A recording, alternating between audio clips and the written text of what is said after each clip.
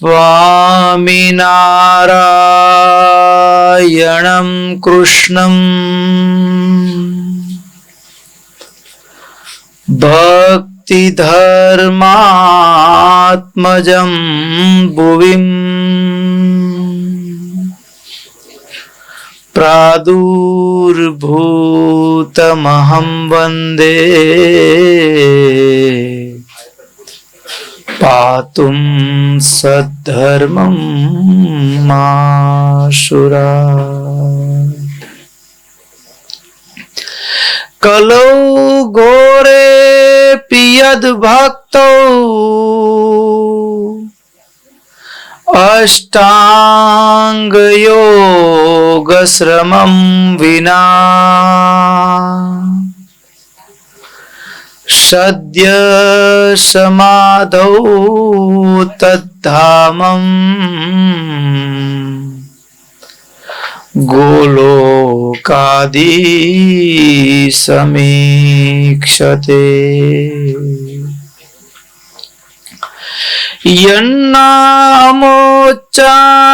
યન્નામોચ્ચારણાદેવ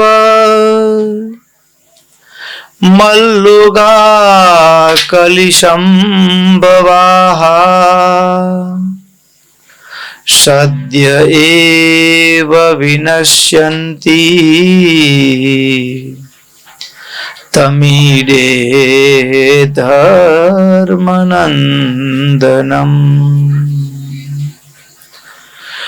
લક્ષ્મીનાથ સમારંભામ નાથયામૂન મધ્યમામ અસ્મદાચાર્ય પર્યંતમ વંદે ગુરુમ પરંપરામ વંદે ગુરુમ પરંપરામ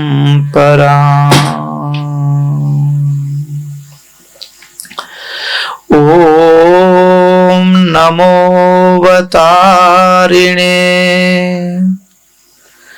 સ્વામિનારાયણાય ઓમ હરિ કૃષ્ણાય નમઃ ઓમ નરનારાયણ દેવાય નમઃ ઓમ રાધા કૃષ્ણ દેવાય નમઃ ઓમ લક્ષ્મી નારાયણ દેવાય નમઃ ઓમ સર્વેભ્યો પરમહંસેભ્યો નમઃ ઓમ અસ્મદ્ગુરુભ્યો અસ્મદ પરમ ગુરુભ્યો અસ્મદ સર્વેભ્યો ગુરુભ્યો નમો નમઃ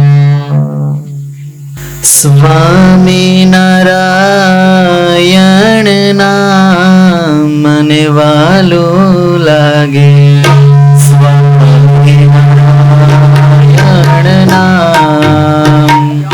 સ્વામિનારાયણ નામ મને વાલું લાગે સ્વામિનારાયણ નામ સ્વામિનારાયણ સ્વામિનારાયણ સ્વામિનારાયણ સ્વામિનારાયણ સ્વામિનારાયણ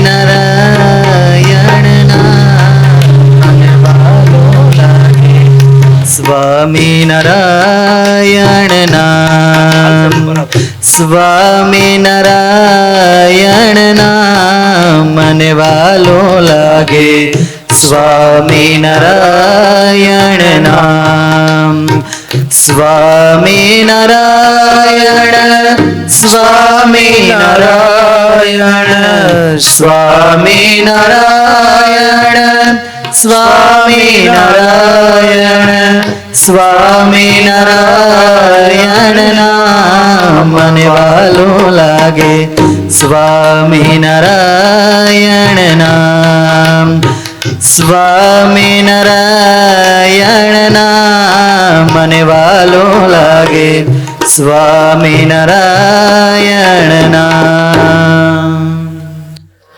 સહજાનંદ સ્વામી મહારાજની જય. ઈષ્ટદેવ પરમારાધ્ય અનંત કોટી બ્રહ્માંડાધિપતિ સર્વનિયંતા સર્વ અંતર્યામી ભગવાન સ્વામિનારાયણ એમના દિવ્ય ચરણ કમળ સાનિધ્યમાં ચારેકોર વીટળાઈને બેઠેલા અનંત અનંત અક્ષર મુક્તો એમની પાવન સન્નિધિમાં અત્રે ઉપસ્થિત પૂજ્યપાદ ગુરુવર્ય શાસ્ત્રી સ્વામી સૂર્યપ્રકાશ સ્વામી તેમજ કથાવિલાસી એવા બાળ યુવાન વૃદ્ધ સમસ્ત ભક્તો સર્વેને ભગવાન સ્વામિનારાયણની ભાવ સ્મૃતિ સહિત સાદર જય સ્વામિનારાયણ. વાલા ભક્તો, શ્રીમદ સત્સંગી જીવન ચાલતી એ જે કથા ગંગા બાળ પ્રભુ અયોધ્યાની ભૂમિ ઉપર ધર્મ ભક્તિનું આંગણું, કેવો માહોલ હશે, પરિવારની કેવી સ્થિતિ હશે એની વાત ગત કથા સત્રમાં સાંભળી. આગળ સતાનંદ સ્વામી નોંધે છે, સુરત મુનિ પ્રતાપસિંહ રાજાને કહે છે, સુરત ઉવાચ અથોપનીતિમ તનયસ્ય વિપ્રો વિધાતુમ મત્યુત્સુકમાનસઃ સંપાદયામાસ વિદેશતોપી યથોક્ત સંભાર ભરાનુદારઃ. ભગવાનના યજ્ઞોપવિત સંસ્કારની વાત. ભક્તો, ઘણે ભાગે ઘણી જગ્યાએ સંસ્કારોની વિધિ થતી હોય, ઘણી જગ્યાએ પારંપરિક રીત રિવાજ મુજબ થતું હોય, પણ અલગ ઢાળ ઢંગ જોવા મળતા હોય, અલગ જ રીત રસમો પારંપરિક જોવા મળતી હોય. સૌથી પહેલા તો સમજવાની વાત એ છે કે સંસ્કાર શા માટે?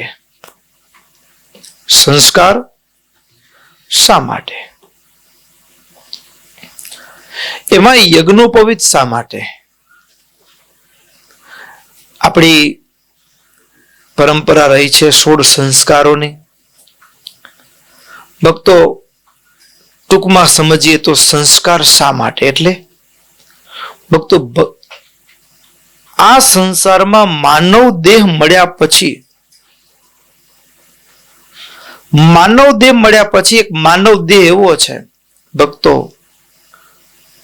કે જે માનવ દેહ મળ્યા પછી જો ભગવાનની આરાધના કરવામાં આવે તો માણસ પોતાનું પ્રારબ્ધ કર્મ, ક્રિયમાણ કર્મ અને સંચિત કર્મનો એ કર્મની જે ઝાડ છે એનામાંથી એ સહજ છૂટી શકે.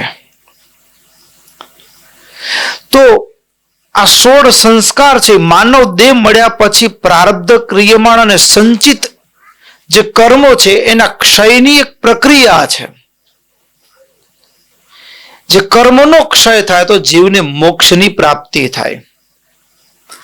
સંસ્કારથી માનવીની સંસારને બદલે સ્વ તરફની એક યાત્રા શરૂ થાય અને એ યાત્રા પરમાત્માના ચરણોમાં પૂરી થાય. એમાંય ભગવાન સ્વયં ભૂમંડળ ઉપર આવે ત્યારે એમનો પણ એક યજ્ઞોપવિત સંસ્કાર વિધિ. ધર્મદેવ ઘણા સમયથી વિચારતા હતા કે પુત્રનો સંસ્કાર કરવામાં આવે. યજ્ઞોપવિત સંસ્કારની તીવ્ર ઈચ્છા છે. આ તીવ્ર ઈચ્છા હતી યજ્ઞોપવિત સંસ્કાર કરવાની. એટલે પવિત્ર જ્યોતિષ શાસ્ત્રને જાણનારા એક વિપ્રને બોલાવ્યા છે. વિપ્રને બોલાવી સૌથી પહેલા કુમકુમ, પુષ્પ, વસ્ત્ર, દક્ષિણા વડે બ્રાહ્મણનું પૂજન કરી પછી શ્રીફળ પધરાવી અને પોતાના પુત્રના ઉપનયન એટલે યજ્ઞોપવિત સંસ્કારનું મુહૂર્ત પૂછ્યું છે.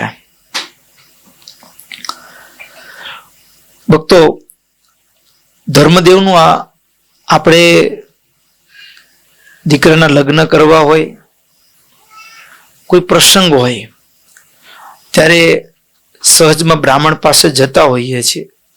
કારણ કે આપણા યજમાન હોય, આપણે એને સારી રીતે ઓળખતા હોય, આપણે એની અન્વસ્ત્રથી યથાશક્તિ સંભાવના પણ કરતા હોય. મોટા પર્વના દિવસો હોય ત્યારે કંઈક નાની અમથી દક્ષિણાઓ પણ આપતા હોઈએ છીએ. પણ જ્યારે આપણે આપણા પરિવારના સ્વજન માટે કંઈક કાર્યની પૂછવા માટે જતા હોઈએ ત્યારે કેવી રીતે જવું, એનો વિનય અને વિવેક એ ધર્મદેવના જીવન ઉપરથી શીખવા મળે. જ્ઞાનનો આદર, નહીતર દીકરાનો ખાલી મુહૂર્ત કટાવવું છે યજ્ઞોપવિત સંસ્કારનો. પણ ધર્મદેવે કેટલું આખી એક પ્રક્રિયા બતાડી. બોલાવ્યા ઘરે આવેલા એ જ્યોતિષ એ બ્રાહ્મણનું સૌથી પહેલા પૂજન કરી અન્નધન વસ્ત્રનું દાન આપી ત્યાર પછી શ્રીફળ હાથમાં લઈ અને યાચના કરતા એમ પૂછ્યું કે મારા દીકરાનું ઉપનયન સંસ્કાર કરવાની ઈચ્છા છે, તો આપ યોગ્ય મુહૂર્ત બતાવો. ત્યારે એ જ્યોતિષ એ વિદ્વાને સપ્રાહ ગર્ભાષ્ટમ એવ વર્ષે તપસ્યમાશેદ્યતુ વર્તમાને તિથૌ દશમ્યામ ચ વિધૌ કુરુત્વમ તિષ્યે જલગ્ને વ્રતબંધ કર્મ. એ જ્યોતિષ શાસ્ત્રના એ પરમ વિદ્વાન વિપ્રએ પંચાંગ જોઈને ધર્મદેવ પ્રત્યે કહ્યું કે તમારા પુત્ર જન્મથી 8મે વર્ષે એટલે ઉત્તમ સમય છે અત્યારે. અને મુહૂર્તની વાત કરતા હો તો ફાગણ સુદ 10મીનો દિવસ છે, સોમવાર, પુષ્ય નક્ષત્ર, મેષ લગ્નમાં બહુ સારું મુહૂર્ત છે. નક્કી થયું. જેવું મુહૂર્ત નક્કી થયું ને, મુહૂર્તનો સ્વીકાર કર્યો ધર્મદેવે. અને ત્યાર પછી પહેલું કામ શું? દિવસ નક્કી થાય એટલે આપણે કંકોત્રીની તૈયારીઓ કરીએ. અને ધર્મદેવ પણ દેશ દેશાંતરમાં કંકોત્રીઓ, કારણ કે આ બાજુ ઇટારપુર, ત્યાં કને પણ સંબંધીઓ ઘણા વસે છે. આ બાજુ છપૈયા, બીજી બાજુ તરગામ, ચારે બાજુ જ્યાં જ્યાં પોતાના સ્વજનો રહ્યા છે, સ્નેહીજનો રહ્યા છે, બધે જ જેવું મુહૂર્ત નીકળ્યું તરત જ ધર્મદેવે સૌથી પહેલા કંકોત્રીઓ લખાવી છે. હવે કંકોત્રીઓ લખાવી એની સાથે સાથે સ્વજનોની સાથે ભક્તો જીવનમાં આમંત્રણ આપીએ ને, આમંત્રણ 3 પ્રકારનું હોય.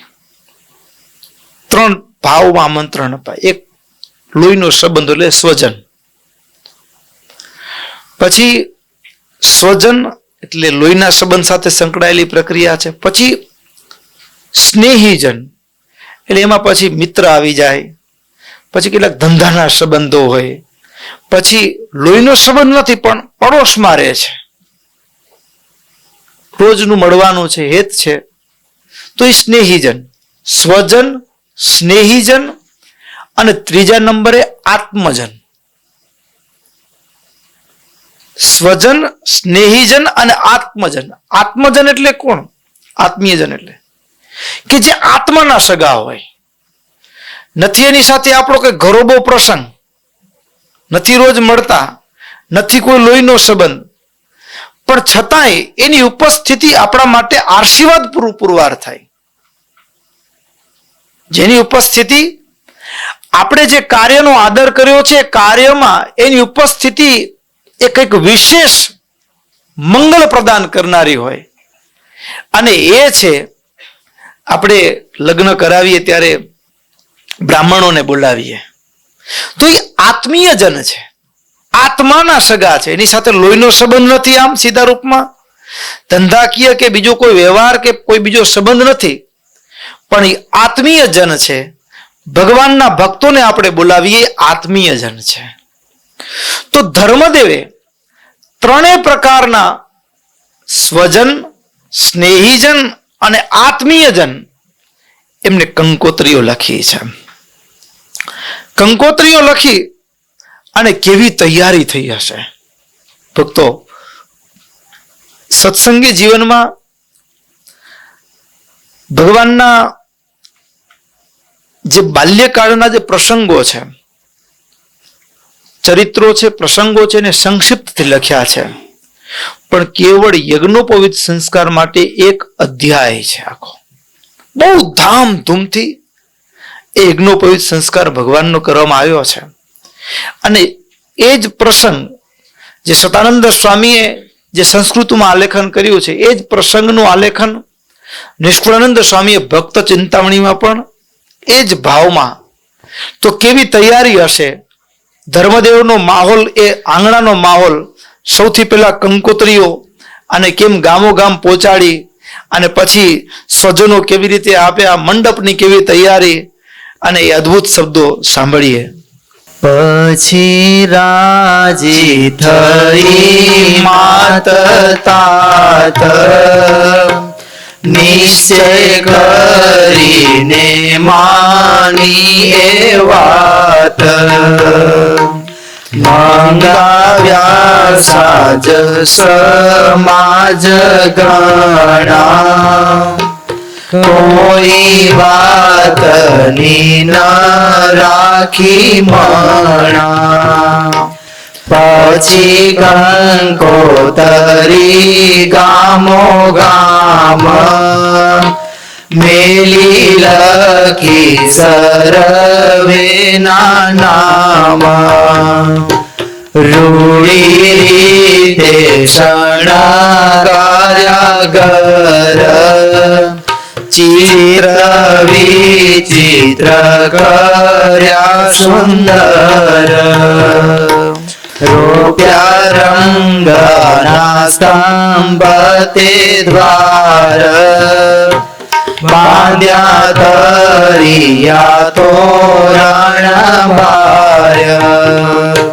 છાટ્યા ઘર ચંદને એવા તેને શોભે છે વૈકુંઠ જેવા રોક્યા મંડપ પૂર્યા છે ચોક જોઈ ચકિત થશે લોક દીવી ભાન શોકાંચની હાંડી વાસી દીપ હીરા હાર્ય માંડી નીલા પીળા પર્યા રંગ રાતા શોભે સારા કઈએ નથી જાતા અતિ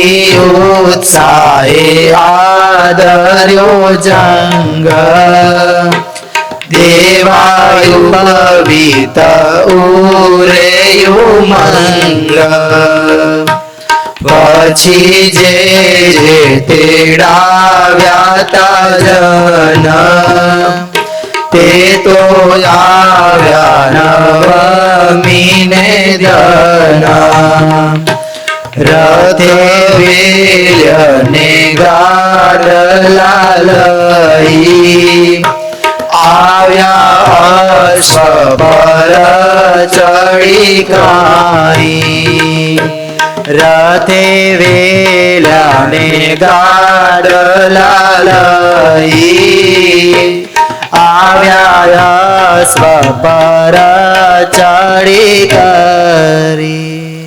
અદ્ભુત તૈયારીઓ થઈ. કેવી તૈયારી, કંકોત્રીઓ લખાવી દેશ દેશમાં. અદ્ભુત તૈયારી કેવી હશે? ધર્મદેવના આંગણાની અંદર રામ પ્રતાપભાઈ અન્ય સ્નેહીજનો છપૈયાથી આવી ગયા છે, અને સ્નેહીજનો છપૈયાથી જ્યારે આવ્યા છે ત્યારે એ કેળના સ્તંભ રોપાયા છે, દ્વાર ઉપર તોરણો બંધાયા છે, અગર ચંદનનો છંટકાવ કરવામાં આવ્યો છે. શોભા કેટલી ગજબની હશે! શોભા કેટલી ગજબની હશે કે બરટા શાખા નગરનું એ ધર્મદેવનું આંગણું. અહીંયા કને એવું કહ્યું કે ધર્મદેવનું આંગણું કેવું હતું તો કે શહેરમાંથી પસાર થનારા લોકો હોય ને એ જોઈને ચકિત થઈ જાય. અદ્ભુત તૈયારીઓ. દેવી ફાનસ કાચની હાંડીઓ હોય અને દીવડાઓની હાર માળાઓ સજાવવામાં આવી હોય. નીલા પીળા ભર્યા રંગ રાતા શોભે સારા કયે નથી જાતા. અતિ ઉત્સાહે આદર્યો જંગ દેવા ઉપવિત કરે ઉમંગ. અતિ ઉત્સાહની તૈયારીઓ, અદ્ભુત તૈયારીઓ ધર્મદેવના આંગણામાં. ચારે બાજુથી મંગલ તૈયારીઓ થાય, અને આમાં પણ સ્વજનોને જેને જેને કંકોત્રીઓ મળી ને, કોઈ ગાડા ઉપર બેસી, કોઈક રથમાં, કોઈ ઘોડા ઉપર, કોઈક શિબિકામાં, અનેકવિધ વાનોમાં. અને એમાં જે ઘનશ્યામ વિશે ઘણું બધું સાંભળ્યું હતું, ઘનશ્યામ વિશે સાંભળ્યું હતું, એના અનંત આશ્ચર્યો વિશે સાંભળ્યું હતું. સગા સ્નેહીઓ, અને એ જમાનો વાન વ્યવસ્થા ઓછી, એટલે સ્વાભાવિક છે કે ભાગ્યે જ ક્યારેક એવો કોઈક લગ્ન જેવા પ્રસંગો કે યજ્ઞોપવિત સંસ્કાર જેવા પ્રસંગો ત્યારે મળવાનું થાય. અને એમાં આમંત્રણ મળ્યું છે. જે ઘનશ્યામ વિશે ઘણું બધું સાંભળ્યું છે એ ઘનશ્યામના યજ્ઞોપવિત સંસ્કારનું આમંત્રણ મળ્યું. ચારે દેશ દિશાંતરમાંથી સગા સ્નેહીઓ આવવા લાગ્યા છે. અરે ધર્મદેવના આંગણામાં એ ફાગણ સુદ દસમનું મુહૂર્ત છે. નવમી સુધીમાં તમામ સગા સ્નેહીજનો એ આવી ચૂક્યા છે. અનેરો ઉત્સાહ. અરે આવ્યા છે એટલું નહીં, યજ્ઞોપવિત સંસ્કાર વેળાએ જેમ લગ્નની અંદર મોસાળું ભરવાની એક પરંપરા હોય,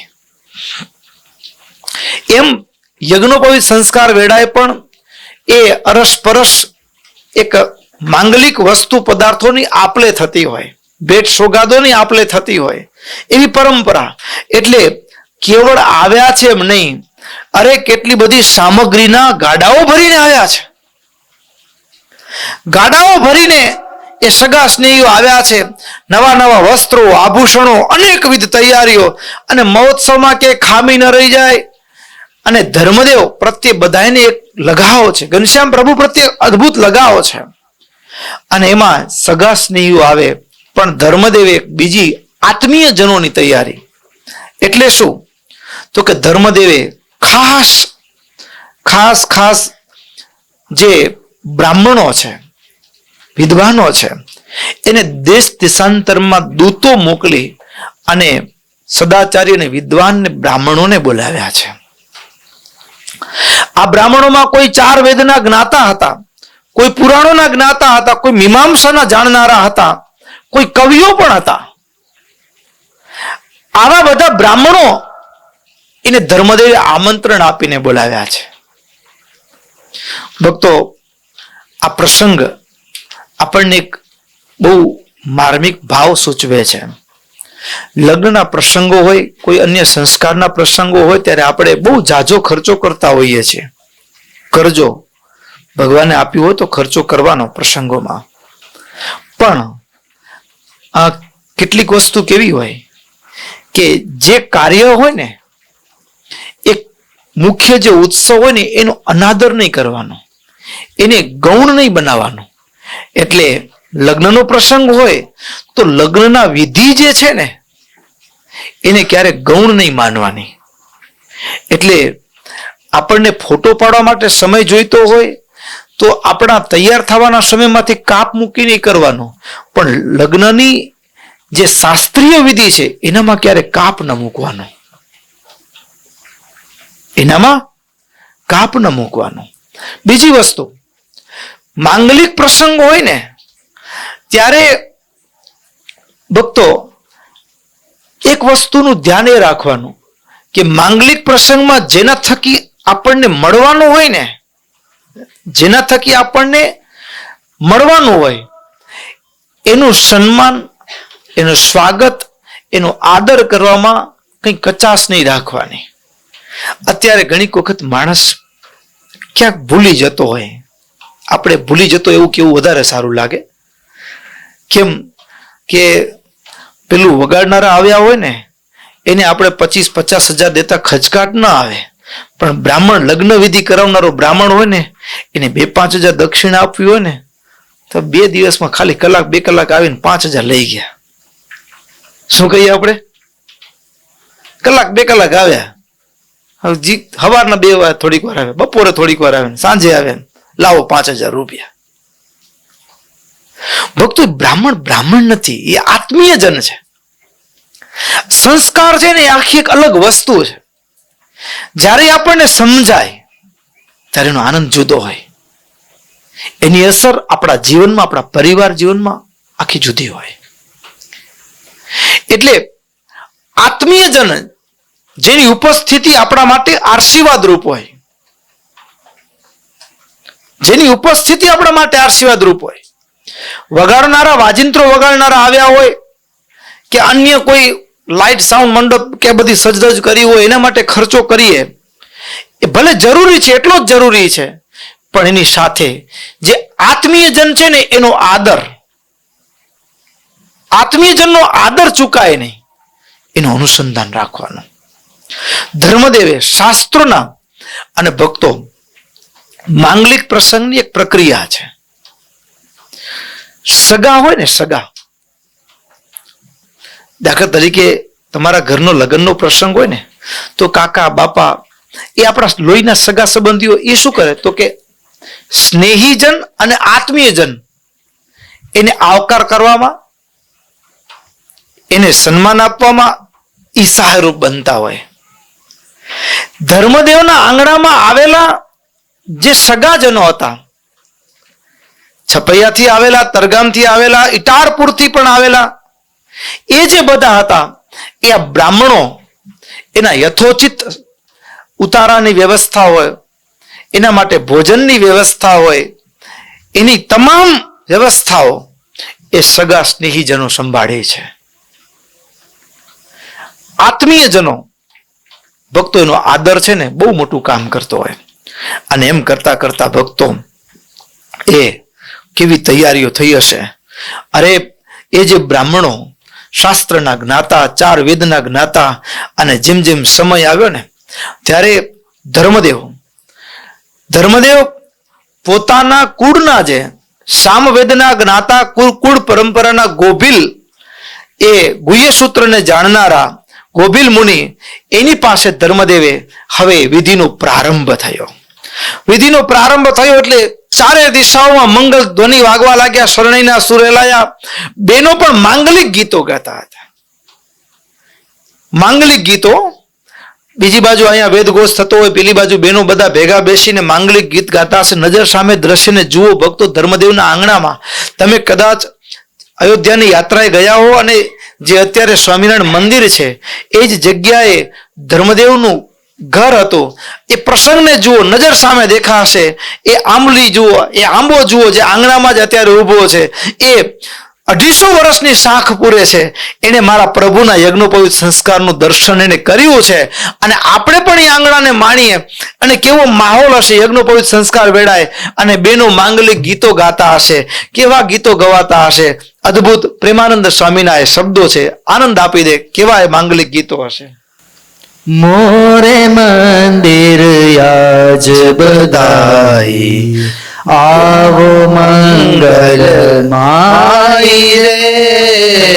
મોરે મંદિર આજ બધાઈ, ગાઓ મંગલ માઈ રે.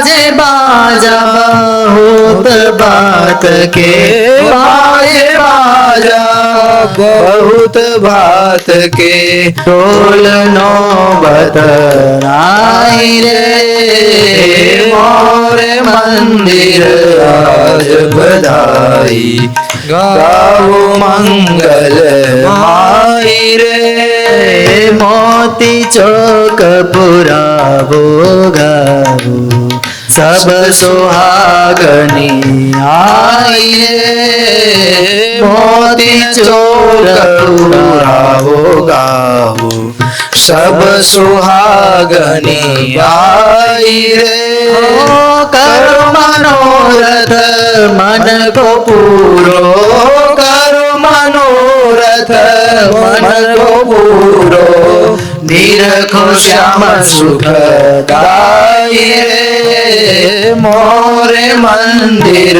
आज बधाई गाओ मंगल माई रे श्री घनश्याम मनोहर सुंदर शोभा कई न जाई रे श्री घनश्याम मनोहर सुंदर शोभा कई नव जाई रे कोटि रतिपति बारु रोम पर कोटि रतिपति बारु रोम पर उपमा बड़तर नाई रे मोरे मंदिर आज बधाई गावो मंगल माई रे अवलोकी ने अंतर में राखो सुंदर वर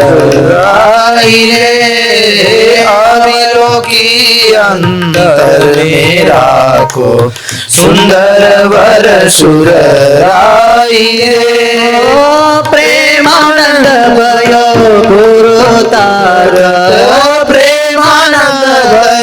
भयो कृतारत प्रगट हरि गुण गाये मोरे मंदिर आज बधाई गाओ मंगल गाये मोरे मंदिर आज बधाई गाओ मंगल गाये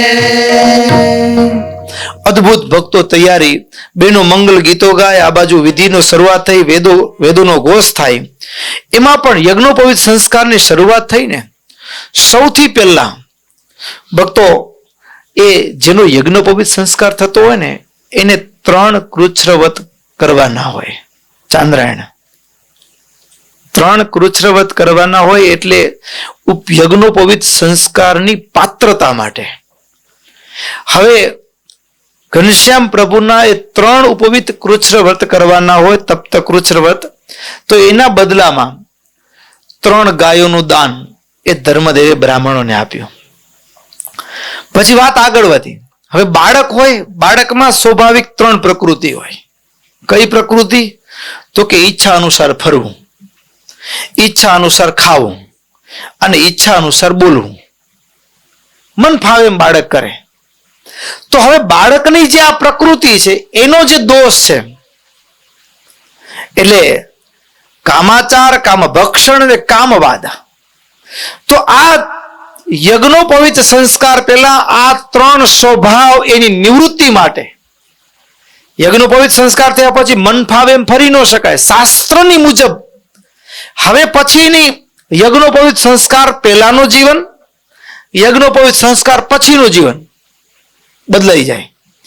યજ્ઞોપવિત સંસ્કાર પહેલા ગમે ત્યારે ગમે ત્યાં ખાઈ શકે એ બાળક યજ્ઞોપવિત સંસ્કાર થયા પછી શાસ્ત્ર મુજબની એની જીવનચર્યા હોય. શાસ્ત્ર મુજબ એનું બોલવું, શાસ્ત્ર મુજબ એનું ચાલવું.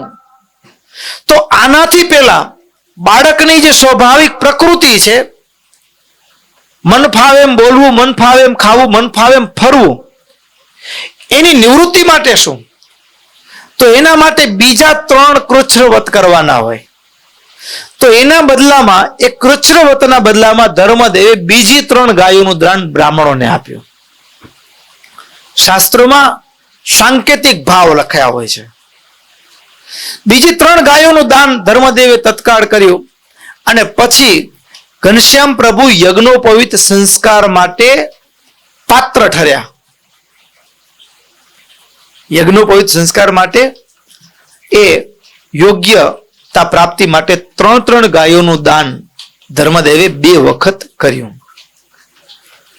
ભક્તો, આમ તો આનંદની વાત છે. તમે તમારી ધીરજ જોઈને આનંદ આવે છે. આનંદ આવે છે એનું કારણ શું ખબર છે? તમે વરસતા વરસાદમાં બેઠા છો ને, મને મુક્તાનંદ સ્વામી યાદ આવ્યા કે જે મુક્તાનંદ સ્વામી સરદારની અંદર તુલસીદાસજીના આશ્રમમાં રહ્યા હતા અને દરરોજ મુક્તાનંદ સ્વામી રામકથા કરતા અને ગામ લોકો એ રામકથા સાંભળવા માટે આવતા. પછી એ જ સરદારની અંદર રામાનંદ સ્વામી આવ્યા. રામાનંદ સ્વામી આવ્યા ને એટલે મુક્તાનંદ સ્વામીની સભામાં આવતા સરદાર વાસીઓ બધા ક્યાં ગયા? રામાનંદ સ્વામીની સભામાં. આજે કોઈ શ્રોતા જ હાજર નહીં. એટલે સામાન્ય રીતે કોઈ, આ તો મુક્તાનંદ સ્વામી છે, ભારત વર્ષનું એક શ્રેષ્ઠ સંત રત્ન છે, સ્વામિનારાયણ સંપ્રદાયનું ઘરાણું છે, એટલે એ તો એક આખું અલગ વ્યક્તિત્વ છે. પણ સામાન્ય વક્તા હોય ને, અત્યારે અહીંયા અમને કથા કરવા આવીએ ને અહીંયા કોઈ ન હોય ને, બીજે ક્યાંક કથા હોય ત્યાં ગયા ને તો આપણે એમ થાય કે આપણા બધા પડાવી લીધા. શું થાય? પણ મુક્તાનંદ સ્વામી એણે શું કર્યું? આજે કોઈ શ્રોતા જ નહીં. પૂછ્યું ક્યાં ગયા શ્રોતા? તો કે સરદારમાં રામાનંદ સ્વામી આવ્યા છે, ત્યાં બધા ગયા છે. તો એને મનમાં એવો વિચાર ન કર્યો કે મારા શ્રોતા બધા ત્યાં વયા ગયા. પણ મુક્તાનંદ સ્વામી એવા સદગુરુ સરદારમાં આવ્યા હોય તો મારે પણ કથાનો લાભ લેવો જોઈએ. અને સ્વામી પણ કથા સાંભળવા માટે રામાનંદ સ્વામીની કથામાં પાછળ બેસી ગયા. પાછળ બેસી ગયા એટલું નહીં, કથાનો ક્રમ શરૂ થયો ને ભક્તો. 1 દિવસ 2 દિવસ દરરોજ મુક્તાનંદ સ્વામી કથા સાંભળવા જવા લાગ્યા. આશ્રમમાં આવતા માણસો બંધ થઈ ગયા કથામાં. બીજી બાજુ મુક્તાનંદ સ્વામી પણ ત્યાં કથામાં જાય. એટલે તુલસીદાસ મુક્તાનંદ સ્વામીને વિચાર ના આવ્યો કે આપણા કથા સાંભળનારા શ્રોતા ડાયવર્ટ થઈ ગયા છે, પાર્ટી બદલી નાખી છે. હવે લોક ભાષામાં કહીએ તો મુક્તાનંદ સ્વામી સાચું જે ભક્ત હૃદય છે ને એને ક્યારે પણ દ્વેષ નથી હોતો. રામાનંદ સ્વામીએ મુકુંદાસ એટલે મુક્તાનંદ સ્વામીને બોલાવીને કીધું, મુકુંદ, તમે અહીંયા કથા સાંભળવા આવો છો ને, તમારા ગુરુને ઓછું અનુકૂળ આવે છે, તમે ના આવો તો સારું. અને આવવું જોઈએ ને તો ગુરુની રજા ચિઠ્ઠી લઈને આવજો. પણ મુકુંદાસે કથામાં જવાનું બંધ ન કર્યું, કથામાં જવાનું ચાલુ રાખ્યું. સભામાં બેસવાની ના પાડી હતી ને, અહીંયા કથા ચાલતી હોય પાછળ નવેરીના ભાગમાં ઊભી અને મુકુંદ એટલે કે મુક્તાનંદ સ્વામી કથા સાંભળે. અને આવો જ ચોમાસાનો સમય, વરસાદ વરસતો હોય અને એ પાછળની નવેરીમાં એ નેવાના પાણી પડતા હોય અને વરસાદમાં ભીંજાતા ભીંજાતા અવાજમાં શું સંભળાય? માઇક તો હતા નહીં, પણ કેટલો કથા વાર્તાનો ખપ હશે. આમ કાન દઈ કાન માંડીને એ મુક્તાનંદ સ્વામી વરસતા વરસાદમાં ભીંજાતા ભીંજાતા એ મુક્તાનંદ સ્વામી કથા સાંભળે. એ જીવજંતુઓ હોય પાછળ નવેડી અગોચર, પણ એની વચ્ચે પણ ઊભા રહી અને મુક્તાનંદ સ્વામી એ કેવી જિજ્ઞાસા વૃત્તિથી એ મુમુક્ષુતા સાથે કથા સાંભળે. એટલે તમને જોઈ વરસાદમાં ભીંજાતા જોઈ અને તમે ડગ્યા નહીં એટલે અમને મુક્તાનંદ સ્વામી યાદ આવી ગયા. સમજ્યા ને?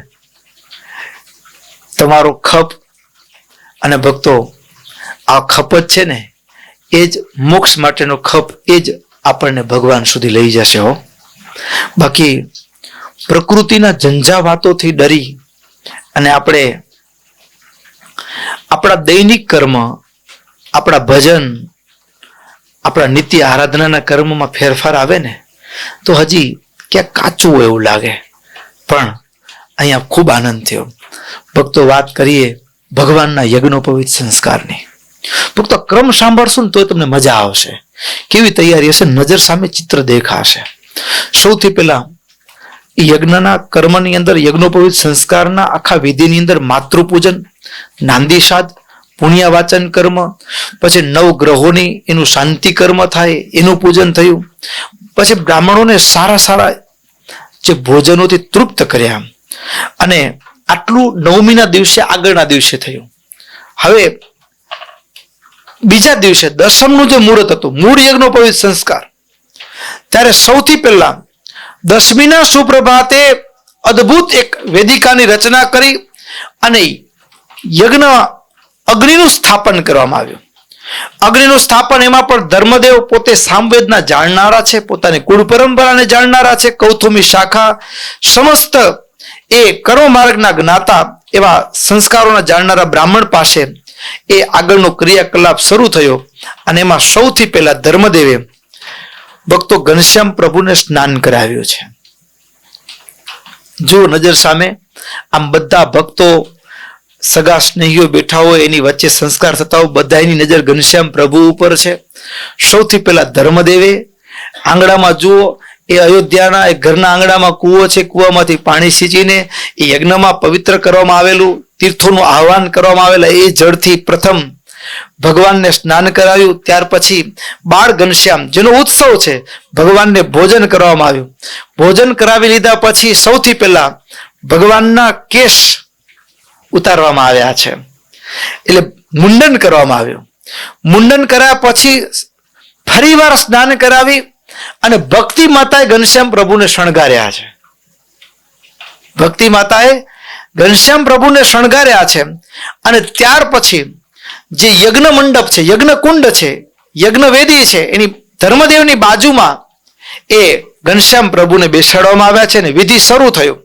વિધિ શરૂ થયો એમાં સૌથી પહેલા ધર્મદેવે ઘનશ્યામ પ્રભુના કેળમાં કટીસૂત્ર બાંધ્યું, કૌપિન ધારણ કરાવી. એક એક યજ્ઞોપવિત આદિ એક એક સંસ્કારના એક એક જે વસ્ત્રથી માંડીને એક આખી વેશભૂષા છે. તો ધર્મદેવે કટીસૂત્ર અને કૌપિન ધારણ કરાવી. ત્યાર પછી કપાસના 9 તંતુમાંથી, યજ્ઞોપવિત હોય ને એ 9 તંતુમાંથી બને, 9 તંતુમાંથી 3 સૂત્રવાળી શ્વેત રંગની સફેદ યજ્ઞોપવિત એ ધારણ કરાવી. ધારણ કરાવ્યા પછી 5 વખત ઘનશ્યામ પ્રભુના હાથે યજ્ઞમાં આહુતિ અપાવી. અગ્ને વ્રત તપે વ્રતમ ચરિષ્યામિ અર્પણ કરે. અગ્ને વ્રત તપે વ્રત પતે વ્રતમ ચરિષ્યામિ, આમ 5 વખત ઘીની આહુતિ આપી અને નાભી આદિ 5 અંગોનો સ્પર્શ કરી અને સંકલ્પ કરે કે શાસ્ત્રોમાં જે રીતે બ્રહ્મચર્યના નિયમ કયા છે એ તમામ નિયમોનું હું આજથી પાલન કરીશ. એટલે જ્યારે આવી રીતે પાલન કરીશ કહ્યું, એના પછી હવે જે ગુરુ હોય, જે યજ્ઞોપવિત સંસ્કારમાં, એમાં ધર્મદેવ જ ગુરુના સ્થાને રહ્યા છે. એણે સૌથી પહેલા યજ્ઞોપવિત માટેના 4 ઉપદેશ, 4 વસ્તુમાં ધ્યાન રાખવાનું, એનો પહેલો ઉપદેશ કર્યો. શું? પ્રાતઃકાળે અને સાયંકાળે સમિધ ગ્રહણ કરવાનું, અથવા તો એક જ ટાઈમ સાયંકાળે સમિધ ગ્રહણ કરવાનું. બીજું, ભોજન કેમ કરવાનું? ભોજન કરતા પહેલા, ભોજન કર્યા પછી. ફક્ત ભોજન છે ને એ આપણે પેટનું ખાડું નથી. મૂર્તિમાન જેમ યજ્ઞમાં આહુતિઓ આપીને સ્વાહા સ્વાહા, એમ જે શાસ્ત્રવેત્તા અને ભગવાનના ભક્તો છે ને, આ ભોજન નથી જમતા. એક એક કોળીઓ ગીતામાં ભગવાન શ્રી કૃષ્ણે કીધું, અહમ વૈશ્વાનરો ભૂત્વા પ્રાણીનામ દેહમાં આશ્રિત પ્રાણાપાન સમાયુક્ત પચામ્યન્નમ ચતુર્વિધમ. એક એક કોળીઓ છે ને એ યજ્ઞ કુંડની અંદર જેમ આહુતિઓ આપીને એમ એક એક કોળીઓ આહુતિ આપવાની છે. ભોજનની થાળી એ થાળી નથી. જેમ તમારા હાથમાં શરૂ હોય અને ઘીથી આહુતિ આપતા હોય, જવ તલ હોય અને સ્વાહા બોલીને આહુતિ આપી, એમ એક એક કોળીઓ મૂર્તિમાં, હૃદયની અંદર, નાભીમાં, એ પેટની અંદર વૈશ્વાનર અગ્નિ રૂપે ભગવાન રહ્યા છે અને એને હું આહુતિઓ આપું છું. બ્રહ્મ ભાવ, હું એને આહુતિઓ ભગવાનને અર્પણ કરું છું. તો એના માટે એ ભોજન પહેલા, ભોજન પછી એ આચમન કરી અપોષણ વિધિ કરવાનો હોય એ કરી, પછી ત્રીજો નિયમ દિવસ દરમિયાન નિંદ્રાનો ત્યાગ કરવાનો. ચોથો નિયમ આચાર્ય એટલે કે ગુરુની સેવા પરાયણ થવાનું. આટલું જ્યાં 4 નિયમ ધર્મદેવે સંભળાવ્યા કે તમે આજથી બ્રહ્મચારી થયા છો, બ્રહ્મચારી માટે આ 4 નિયમ અવશ્યપણે તમને પાલન કરવાના. એટલે ઘનશ્યામ પ્રભુએ બાઢમ હાથ ઊંચો કરી કે હું એ પ્રમાણે કરીશ, હું એ પ્રમાણે કરીશ એવી પ્રતિજ્ઞા કરું છું. અને જ્યાં આમ નજર સામે જુઓ દ્રશ્ય, મધ્ય ભાગમાં પંડિતો ચારે બાજુ છે, સગા સ્નેહીઓ ચારે બાજુ, બેનો ભક્તો મંગલ ગીતો ગાય છે. અને ત્યાં ઘનશ્યામ પ્રભુએ એ જ્યારે પિતા ભક્તો વિધિને તમે કાનથી સાંભળ્યું હોય ત્યારે પિતા એમ કહેતા હોય કે તમે આ 4 નિયમનું અચૂક પાલન કરવાનું છે. અને ત્યારે ઘનશ્યામ પ્રભુ હાથ જોડી પછી હાથ ઊંચો કરીને બાઢમ હું એ પ્રમાણે વર્તન કરીશ, હું એ પ્રમાણે જ મારું જીવન જીવીશ. આવી રીતે કહે. જે ઘનશ્યામ પ્રભુનો 8 વર્ષની ઉંમર સાધ કરે ને બાઢમ, અને આખી સભા બધા જે સગા સ્નેહીઓ આત્મીજનો બેઠા છે અને વાહ ને એટલો આનંદનું મોજું ફરી વળે, બધા એના મુખમાં હર્ષ થાય. અને એમાં પણ પછી ભક્તો વિધિને જાણનારા આચાર્ય સૌથી પહેલા બ્રહ્મચર્યનું પાલન કરવાનું છે. બ્રહ્મચર્યનું પાલન કરવાનું છે એટલે ભગવાનના કેળમાં એ મુંજના ઘાસની સૂક્ષ્મ અને 3 વડવાળી એ મેખલા, ત્રિવળી મેખલા એને ધારણ કરાવી. એને કટી મેખલા કહેવાય. કટી મેખલા ભક્તો, આ મુંજનું ઘાસ કદાચ આપણે જોયું હશે તો આપણને ખબર નથી કે આ મુંજ કહેવાય. બરાબર. યોગનો પવિત્ર સમયે કમરમાં એ મુંજની મેખડા, એ ત્રિવડી મેખલા ધારણ કરવામાં આવે. અને એ મુંજ શા માટે? એને મુંજબંધ કહેવાય. મુંજ શા માટે? અને ભગવાન વર્ણિના વેશમાં જ્યારે આગળ કથામાં આવશે, વન વિચરણ કરવા નીકળ્યા ને ત્યારે મુંજ મેખડા ધારણ કરી હતી. આવું આપણે બધાએ સાંભળ્યું છે. જ્યાં જ્યાં ભગવાનનું એવું ભાવ દર્શન ચિત્ર પ્રતિમામાં કર્યું હશે ત્યારે કમરના ભાગમાં એક જણે આપણે એમ લાગે કે દોરડું બાંધ્યું છે, પણ દોરડું નથી, એ મુંજ મેખડા છે. મુંજ નામના ઘાસમાંથી બનાવવામાં આવેલું એ દોરડા જેવું લાગે છે, પણ એ કમરમાં બાંધવામાં આવતું ઘાસનું છે. હવે શા માટે એને કટી મેખલા પણ કહેવાય? શા માટે? તો ભક્તો મુંજ એટલે શું? તો કે કમરમાં બાંધવાનો મુંજ નામના ઘાસમાંથી બનાવેલો એક જાતનો કંદોરો, એક જાતનો કંદોરો. હવે એ શું કામ બાંધવો જોઈએ? શું કામ ધારણ કરાવવાનો? એનું કારણ શું?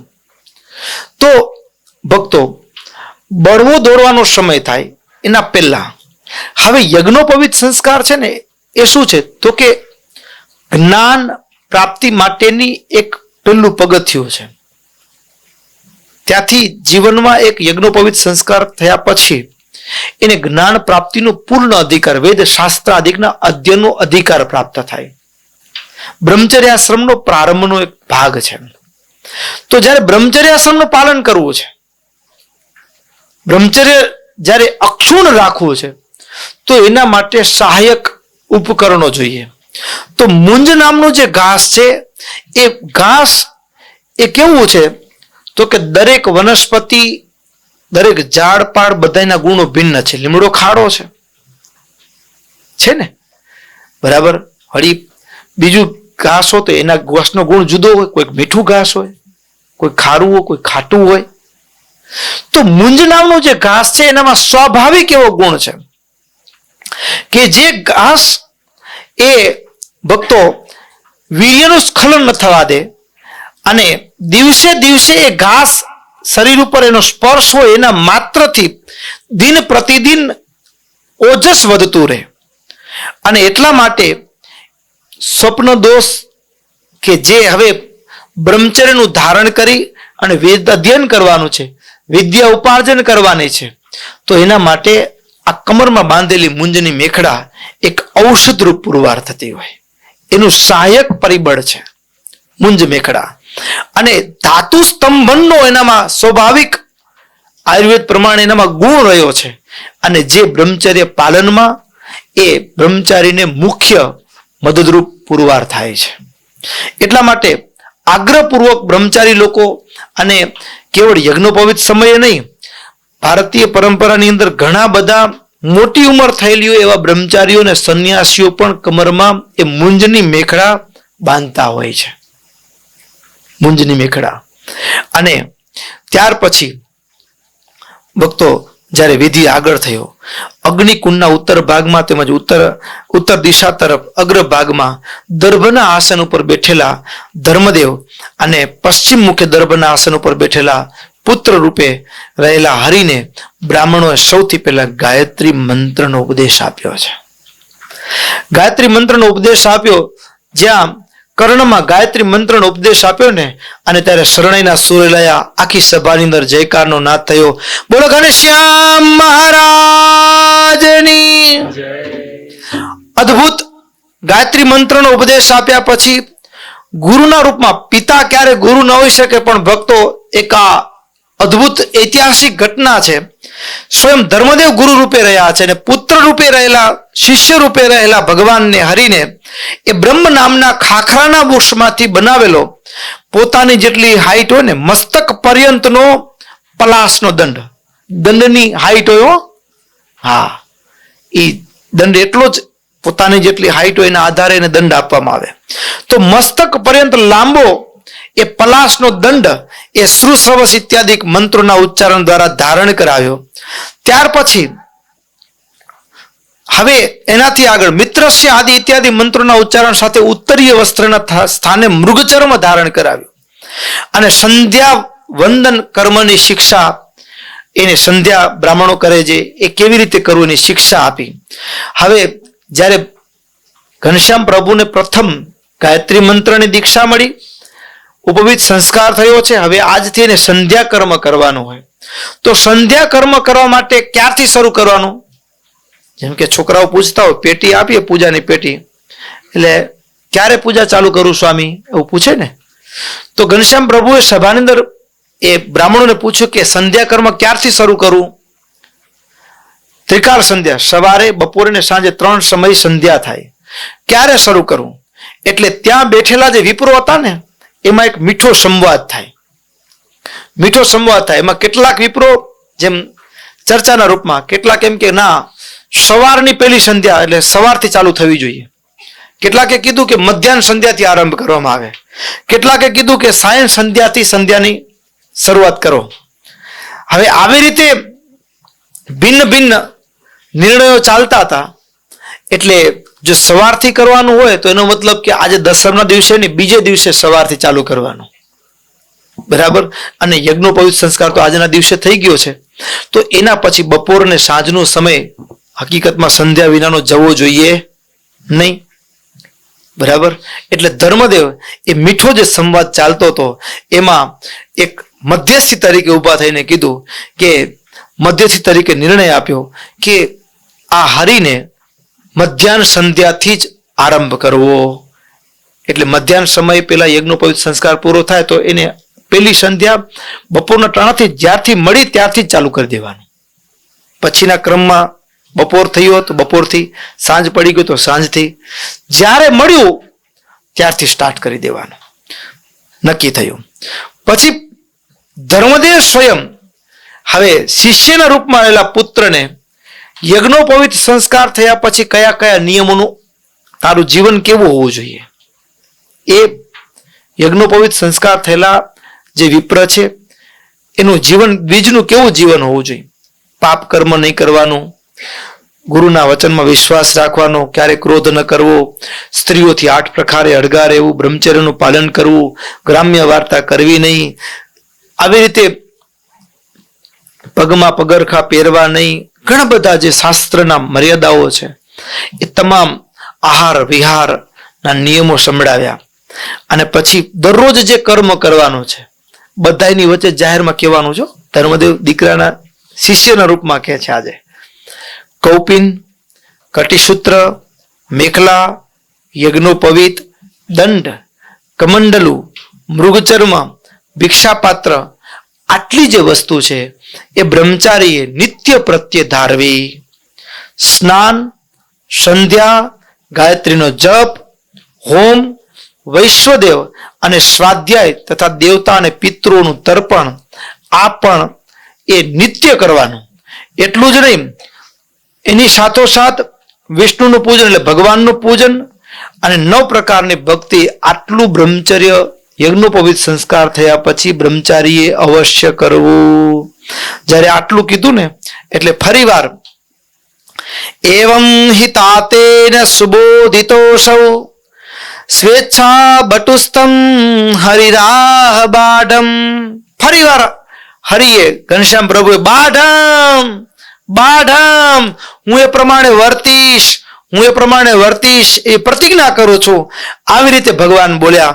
અને ત્યાર પછી બાઢમ બોલ્યા પછી સૌથી પહેલા જે ગાયત્રી મંત્ર છે એ સૂર્યનારાયણ ભગવાનને સૂર્ય ગાયત્રી છે. એટલે સૌથી પહેલા ઘનશ્યામ પ્રભુ એ ઊભા થઈ સૌથી પહેલા 2 હાથ ઊંચા કરી સૂર્યનારાયણ ભગવાનને વંદન કરી અને ત્યાર પછી યજ્ઞ અગ્નિની પરિક્રમા કરી છે. પરિક્રમા કર્યા પછી ભક્તો પહેલી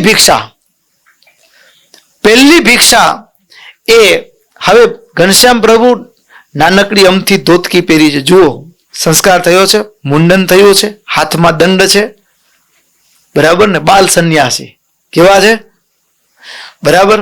અને કમંડળું ભિક્ષા પાત્ર લઈ અને સૌથી પહેલી ભિક્ષા મા પાસે માંગવાની.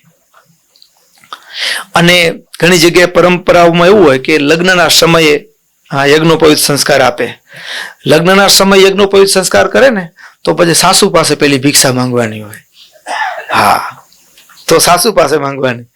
પણ 8મા વર્ષે સંસ્કાર થયો છે ત્યારે મા પાસે ભગવાન ભિક્ષા લેવા માટે બટુકના વેશમાં, બ્રહ્મચારીના વેશમાં પ્રથમ મા પાસે ભિક્ષા લેવા માટે ગયા છે. ભક્તો, આમ પરંપરા એવી છે કે મા પાસે ભિક્ષાવૃત્તિ નહીં, જેમ શાસ્ત્રોમાં ભર્તૃહરિનો પ્રસંગ આવે. ભર્તૃહરિ સંન્યાસ માર્ગ છે ને, બ્રહ્મચર્ય માર્ગ એ એવો છે કે ત્યાં મોહનો ક્ષય કરવાનો હોય. શું કરવાનો હોય? મોહનો ક્ષય કરવાનો હોય. અને મોહનો ક્ષય એના માટે મહારાજે નિષ્કુળાનંદ સ્વામીને પણ એ જ કાર્ય કરાવ્યું. પેલી ભિક્ષા કોની પાસે મંગાવડાવી? ક્યાં મૂક્યા લેવા માટે? ભિક્ષા લેવા માટે? હા, સાસુના ઘરેથી જ લઈ આવો પેલી ભિક્ષા. અને એ જ રીતે ભર્તૃહરિનો જે પ્રસંગ છે, તો ભર્તૃહરિના પ્રસંગમાં પણ પ્રસંગને વિસ્તારથી નથી, જ્યારથી એ જાગ્યા ભીતરથી એમ ચિંતયામિ મહિષા વિરક્તા, જેના પ્રત્યે રાત દિવસ મને લગાવ છે, એને મારા પ્રત્યે વૈરાગ છે, એને ખબર પડી કે આ દુનિયા તો કાળનું ચક્ર એકતરફી પ્રેમનું છે. આપણે જેને ચાહીએ છીએ આપણે નથી ચાહતા. આપણે જેને પ્રેમ કરીએ છીએ આપણને પ્રેમ નથી કરતા. તો પછી જ્યારે જાગ્યા ને પછી ગુરુની પાસે પહોંચ્યા છે. ગુરુ પાસે પહોંચ્યા ને ત્યારે ગુરુએ પહેલી દક્ષિણા માગી, ગુરુ દક્ષિણા. અને પહેલી ગુરુ દક્ષિણા એટલે શું? તો કે હવે પિંગલા પાસે જેના પ્રત્યે તમને અત્યંત લગાવ હતો ને એની પાસે જ ભિક્ષા લઈ આવો. અને એ ભિક્ષા લેવા માટે ગયા. ભિક્ષા દે દે રે મૈયા પિંગલા, આવું એક લોક ભજન પણ બહુ સરસ છે, અદ્ભુત, બરાબર. અને પછી આવીને ગુરુને અર્પણ કર્યું. અહીં કને ભગવાને પહેલી ભિક્ષા માં ભક્તિ પાસે માંગી છે. ભક્તિ માતાએ ભિક્ષા અર્પણ કરી. પછી સુહાસિની ભાભી આદિ બધાએ એ ભિક્ષા અર્પણ કરી. અને ભક્તો, આ પરંપરા આપણા સ્વામિનારાયણ સંપ્રદાયની અંદર, આપણા કચ્છની અંદર ત્યાગી થાય ને સાધુ, તમે ભિક્ષાના રૂપમાં નથી પણ તમે એને ઘરે જમાડો છો. શું જમાડો છો? છેલ્લે એ જે પાર્ષદ હોય, જે ભક્ત હોય, જે શ્વેત વસ્ત્રધારી, અને એને હવે એની બીજી રાત, બીજો દિવસ હવે એને સંન્યાસ તરફ દિશા લેવાનો છે. ત્યારે એક મોહનો ક્ષયની એક ભૂમિકા છે. એટલે આમ તો એવું હોય કે જે અર્પણ કર્યું હોય ને એ બધું જે ભિક્ષામાં પાત્રમાં આવ્યું હોય બધું ગુરુના ચરણમાં જઈને અર્પણ કરવાનું હોય. અહીં કને જે ભક્તિ માતા સુવાસિની ભાભી એ જે કંઈ પણ અર્પણ કર્યું એ ઘનશ્યામે પાત્ર લઈ એ તમામ ભિક્ષાવૃત્તિ ગુરુના ચરણમાં અર્પણ કરી છે. દીક્ષા આપનાર, મંત્ર આપનાર ગુરુના ચરણમાં અર્પણ કરી છે. બરાબર. આપણે અહીંયા એવી પરંપરા રહી છે કે સંન્યાસ દીક્ષા પૂર્વે સગા સ્નેહી હોય એ પોતાના ઘરે જમાડતા હોય, પણ એક આ વૃત્તિની આ પરંપરાનો એક ભાગ છે, પણ થોડુંક અલગ પ્રકારનો એનો એક પરંપરાના રૂપમાં આપણે જોવા મળે છે. અને પછી એનું પૂર્ણ દર્શન ક્યારે થાય? આ પૂર્ણ દર્શન કે યજ્ઞોપવિત સંસ્કાર નથી વાસ્તવમાં જે ચાંદલા વિધિ છે, પણ છતાં એક ભાવ ત્યાં વ્યક્ત થયો છે. ત્યારે એ જ્યારે છેલ્લે નરનારાયણ દેવની આગળ બેસાડવામાં આવે ત્યારે શું કરે તો કે એ સંન્યાસ દીક્ષા તરફ જાય છે. તો એના માટેના પાત્ર, કાષ્ટના પાત્ર આપે ને, તુમડા પત્તર આપે, પછી એનામાં વળી થોડું કંઈક મૂકતા હોય, કાજુ બદામનું પડીકું કે શ્રીફળ મૂક્યું હોય, પછી એને ઓઢવા માટે ગોદડી મૂકે, આવું બધું અર્પણ કરાતું હોય. અને પછી એ તમામ જે વસ્તુ છે, કોઈ પુસ્તક આપે, જેને જેવી હોય એ પ્રમાણે આપે, અને પછી તમામ વસ્તુ એ દીક્ષાર્થી એટલે કે મુમુક્ષુ હોય એ સદગુરુ સંતોના ચરણમાં અર્પણ કરે. એટલે આપણે ત્યાં એવી પરંપરા કે બધું કોઠારમાં જઈને ઠાકોરજીના ચરણમાં મૂકી દેવાનું હોય. તો એ કારણે ઘનશ્યામ પ્રભુએ સૌથી પહેલા ભિક્ષા માંગી માં ભક્તિ પાસે, ત્યાર પછી સુવાસિની ભાભી આદિ કે ભિક્ષા આપી, અને બધી જ ભિક્ષા એ ગુરુના ચરણમાં અર્પણ કર્યા પછી ગુરુએ ભિક્ષા સ્વીકાર કરે. અહીંયા આમ યજ્ઞોપવિત સંસ્કાર પૂરો થયો ને, હવે ભિક્ષા મળી એટલે હવે પછી ક્રમ શરૂ થાય બળવો દોડવાનો. શેનો ક્રમ શરૂ થાય? બળવો દોડવાનો. એટલે હવે આપણા સંબંધ પૂરા. બરાબર. ભિક્ષા આપી ગુરુના ચરણમાં અર્પણ કરી અને બળવો દોડવો. બળવો દોડવો એટલે શું? તો કે બટુકના સંન્યાસના એ તમામ વસ્ત્રથી માંડી તમામ ઉપચારો, સાધનો એને ધારણ કર્યા છે. અને ત્યારે ઘનશ્યામ પ્રભુ નિષ્કુળાનંદ સ્વામી લખ્યું, દંડ કમંડળુ મૃગ છાલા, તુલસી માડ વિશાળ મેખલા, પછી માતાએ આપ્યા ટીમણ, પેંડા પતાસા જોડે જમણ. ભિક્ષાવૃત્તિ આપી એમ. અને પછી આટલું મળ્યા પછી ચાલ્યા ભાતું બાંધી બ્રહ્મચારી, ભણવા કાશીએ કરી તૈયારી. એ જે કંઈ પણ મળ્યું હોય ને ગુરુને અર્પણ કર્યા પછી એમાંથી ગુરુને યોગ્ય લાગે એના જીવનમાં, એના શાસ્ત્ર અધ્યયનમાં, એના આત્મા વિકાસમાં જેટલું કામ લાગે એટલું ગુરુ હોય એનામાંથી એને કે આટલું તમે રાખો, બાકીનું ગુરુ સ્વીકારે. તો એ આપ્યું હોય ને તો જીવન જરૂરી વસ્તુ હોય એ દંડના પાછળના છેડાના ભાગમાં બાંધી અને પછી એની કાશી તરફની દોટ, અને એ કાશી તરફ ભગવાનને દોટ મૂકી અને નિસર્યા ઘરથી ગામમાં બાર, નથી વળવું એ નિરધાર, ચાલ્યા ઠાવકો ઠેરાવ કરી, માયા સંબંધીને પરહરી. ભગવાન નક્કી કર્યું કે પાછું નથી આવવું. જે દોટ મૂકી અનંત કોટી બ્રહ્માનું નિયંત્રણ, બધા સંબંધીઓ બેઠા બ્રાહ્મણો વચ્ચેથી દોટ મૂકી ભગવાને કાશી ભણી. અને દોટ મૂકી ત્યારે મામા એને પાછો બોલાવવા માટે જાય. મામો એ મમતાનું પ્રતીક છે. જ્યારે જીવ જ્ઞાન માટે દોડે ને ત્યારે માયા રોકવા માટે જાય, મમતા રોકવા માટે જાય. ને મમતા રોકવા માટે, બેટા રોકાઈ જા, રોકાઈ જા, રોકાઈ જા. મામા પાછળ દોડ્યા, પણ ભગવાન ભક્તો બળવો એ જ્ઞાનની દોડ, મામા એને મમતા એને રોકવા માટે જાય. જ્ઞાનમાં મમતા એ બંધન રૂપ બને. ભગવાને તો દોટ જ મૂક્યો, મામા પાછળ થાકી ગયા, હાંફી ગયા, પરસેવો પડી ગયો. પણ મામા ભક્તો, મામા એક યાદ આપીને જેનાથી ઘનશ્યામ પ્રભુનો પગ થંભી ગયો. અને આ યાદ એ હતી, કેડે દોડી દોડી મામો હાર્યો, ન પહોંચાણો પછી તે પોકાર્યો, કહે વડો વડો વરની રાજ, માતા પિતાને પાડવા કાજ, પછી હરી વિચારી એ મર્મ, થાશે દુખી બાળા વળી ધર્મ, માટે હમણાં તો પાછો વળું, પછી સમો જોઈને નીકળું. જ્યાં મા બાપ હે ઘનશ્યામ, હે હરિ, હે કૃષ્ણ, મા બાપ તારી રાહ જોશે, બેટા રોકાઈ જા. જ્યાં ભક્તિનું નામ આપ્યું ને, જ્યાં ધર્મનું નામ આપ્યું ને, ત્યાં ભક્તો ઘનશ્યામ પ્રભુના પગ થંભી ગયા. ઘનશ્યામ પ્રભુના પગ થંભી ગયા, ભગવાન અટકી ગયા. અને પૂર્વની પણ ભક્તો ભગવાન, અને ભક્તો આમ તો એવું છે, ભગવાનનું સમસ્ત જીવન છે ને એ માનવ જીવનના ઉપદેશ માટે છે. માનવ જીવનના ઉપદેશ માટે છે. ભક્તો આપણે વ્યવહારની ગમે એટલી દોટ મૂકીએ ને, અને જ્યારે મા બાપને આપણી જરૂર હોય ને, ત્યારે ભક્તો આપણે દોટને થંભાવી દેવાની.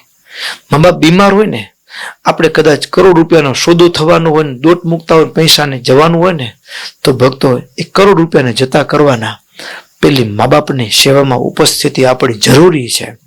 અને આ ઉપસ્થિતિ છે ને એ મહારાજ પોતાના આચરણથી બતાડી. હા, મહારાજે પોતાના આચરણથી બતાડી. જે મામાએ મા બાપને યાદ આપીને જ્ઞાન માટેની દોટ હતી, પણ છતાંય એ દોટને પ્રભુએ થંભાવી દીધી. ભક્તો જ્ઞાનનું પેલું પગથિયું મા બાપ છે. જ્ઞાનનું પેલું પગથિયું મા બાપ છે. અને એટલા માટે ભગવાન અટક્યા છે. એટલા માટે મમતા નથી, પણ જ્ઞાનનું પેલું પગથિયું મા બાપના આશીર્વાદ છે. અને મામાએ વચન યાદ અપાવ્યું ને, એ વચનથી ભગવાન અટકી ગયા. એ વચનથી અટકી ગયા છે ભગવાન. એટલે મા બાપ, ભક્તો ધર્મદેવ અને ભક્તિ માતા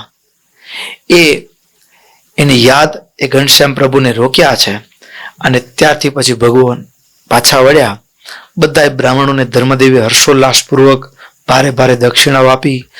સગા સ્નેહીઓ જે આવ્યા હતા બધાને જમાડ્યા છે.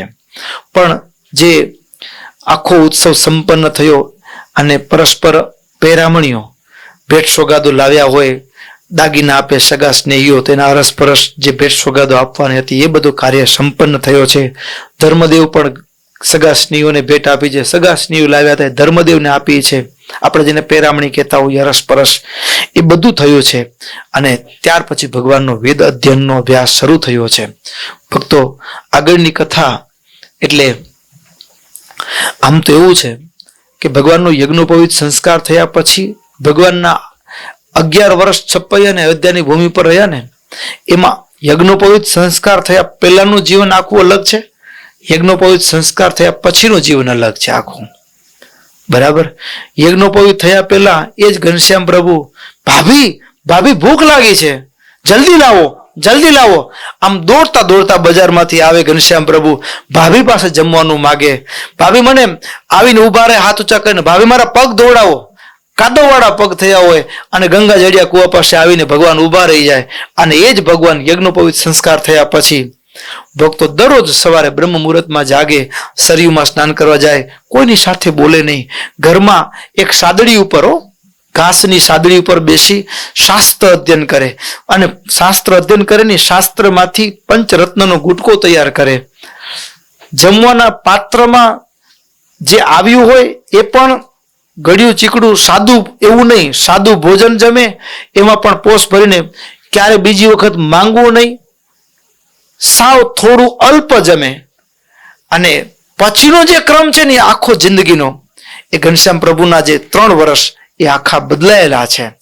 ઉઘાડા પગે એ અયોધ્યાના મંદિરોમાં દર્શન કરવા, કથાઓ સાંભળવી અને શાસ્ત્ર ચર્ચાઓ, શાસ્ત્ર અધ્યયન. બીજા કોઈ હોય તો એને પણ શાસ્ત્રનો ઉપદેશ આપવો. તો એ જે જીવન છે એની જે આગળની વાતો છે એ પછીના સત્રમાં અહીંયા જ કથાને વિરામ કરીએ. બોલો સ્વામિનારાયણ ભગવાનની જય. શ્રીપતિમ શ્રીધરમ સર્વદેવેશ્વરમ ભક્તિધર્માત્મજમ વાસુદેવમ હરે માધવમ કેશવમ કામદમ કારણમ સ્વામિનારાયણમ નીલકંઠમ ભજે.